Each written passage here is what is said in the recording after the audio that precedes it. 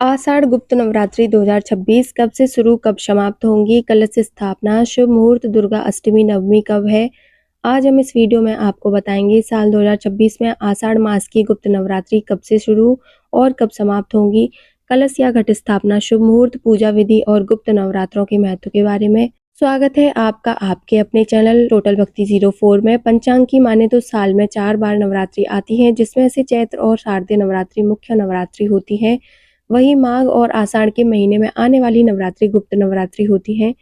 इस दौरान की गई पूजा को गोपनीय रखा जाता है। गुप्त नवरात्रों में 10 महाविद्याओं की पूजा गुप्त रूप से की जाती है। आइए जानते हैं साल 2026 में आषाढ़ गुप्त नवरात्रि कब से शुरू और कब समाप्त होंगी। शुभ मुहूर्त, पूजा विधि और गुप्त नवरात्रों का महत्व क्या है। आषाढ़ गुप्त नवरात्रि का शुभ मुहूर्त। साल 2026 में आषाढ़ गुप्त नवरात्रि का प्रारंभ 15 जुलाई से होगा। इसका समापन 23 जुलाई को होगा।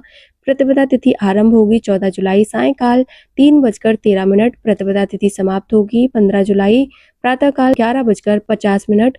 घट स्थापना का शुभ मुहूर्त होगा 15 जुलाई प्रातःकाल 5:23 से प्रातःकाल 10:09 तक।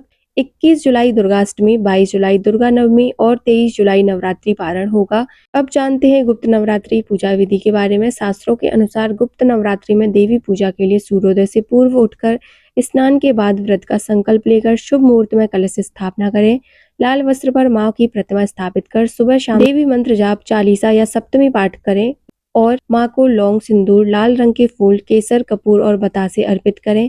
इस दौरान 10 महाविद्या, तंत्र साधना और महाकाली की पूजा होती है। मान्यता है कि गुप्त नवरात्रि में की गई पूजा को गोपनीय रखने पर पूर्ण फल प्राप्त होता है। अब जानते हैं आषाढ़ गुप्त नवरात्रि महत्व के बारे में।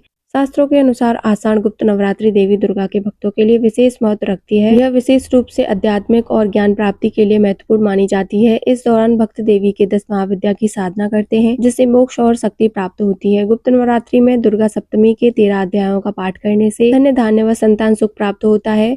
तो श्रोताओं, अगर आपको हमारी द्वारा दी गई यह जानकारी पसंद आई हो तो आप टोटल भक्ति 04 चैनल को सब्सक्राइब, लाइक और शेयर करना ना भूलें।